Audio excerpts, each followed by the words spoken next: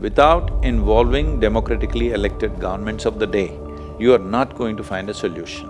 When we are not willing to do it and we just want the government to pull out some magic wand and create a solution, no. Sadhguru, the cause of environment, so that right now is under the focus for good or bad reason. This whole United Nations thing which recently happened with that 16-year-old girl trying to make a point, and then of course there are two sides to it, and everyone seems to be making their point. Is there a view that you? See, I'm not trying to approve or disapprove anybody, but I personally don't believe in simply accusing people, because solutions will not come out of this. This I learned long time ago. When I was 16 years old, I was angry with everything in the universe, all right? I was angry with the political system, social systems, family situations, religion, caste and creed, injustice that's happening. I was angry with everything. But then I realized at a certain point that you can produce much more results in the world with acceptance and appreciation rather than simply toxic criticism. This I realized long time ago, and I will not go back because I have seen that. I have seen that within myself. What damage it caused to me and everybody around me, being angry all the time about something. So, I think a child of 16 years, we truly appreciate her concern. I'm sure many millions of children and adults are concerned. Well, she's talking and she's making a statement, it's fine. But whoever is nurturing her, they should not nurture her towards anger.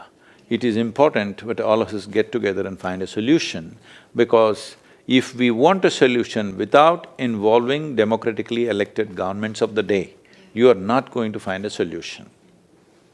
You can burn yourself with anger, there will be no solution.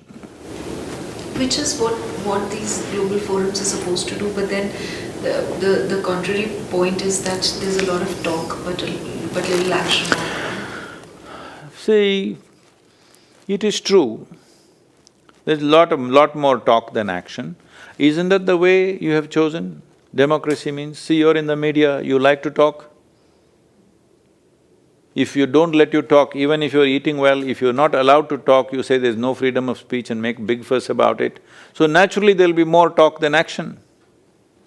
Does it mean to say there's no action? No, India has taken huge steps towards energy, making sustainable energy and all this stuff. For a country like India, it's mega steps.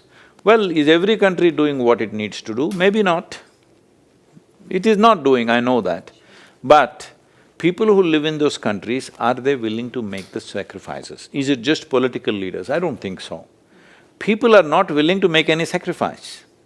If you ask everybody in Delhi to walk one day to their office, will they? No. Then how come you say pollution? Something you must do, right? I'm not saying everybody should walk, I'm saying in some way what we want the government to do, the fallout of that, we must be willing to swallow that, isn't it? In some way. When we are not willing to do it and we just want the government to pull out some magic wand and create a solution, no.